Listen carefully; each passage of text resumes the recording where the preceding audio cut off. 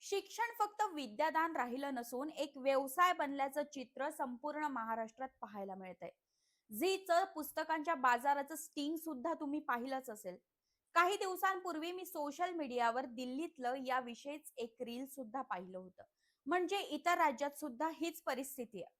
पालक हो, तुम्ही मुलांना प्रायव्हेट शाळेत घालता, त्यांच्या केजी पासून ते 10वी पर्यंतच्या शिक्षणासाठी लाखो रुपये खर्च करता. कधी तुम्ही विचार केलाय का, एवढी फी देऊन तुमच्या पाल्याच्या शाळेच्या शूज पासून ते पुस्तकापर्यंत, मग त्यात युनिफॉर्म आणि सगळंच आलं. या सगळ्या गोष्टी शाळेने सांगितलेल्या दुकानातूनच किंवा शाळेतूनच खरेदी करणं कंपल्सरी का केलं जातं?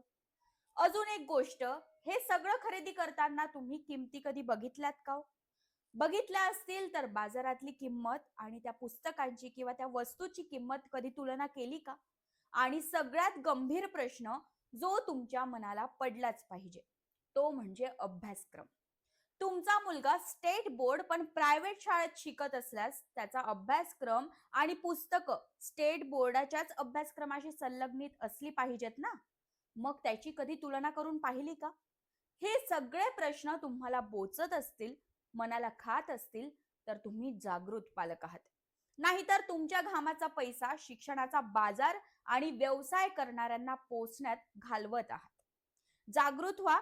तुमच्या पाल्याला जे हवंय ते तुम्ही देत आहात, त्याच्या गरजा तुम्ही पुरवत आहात. पण सक्षमतेसाठी हवं ते ज्ञान त्याला त्या प्रायव्हेट शाळेतून मिळतंय का?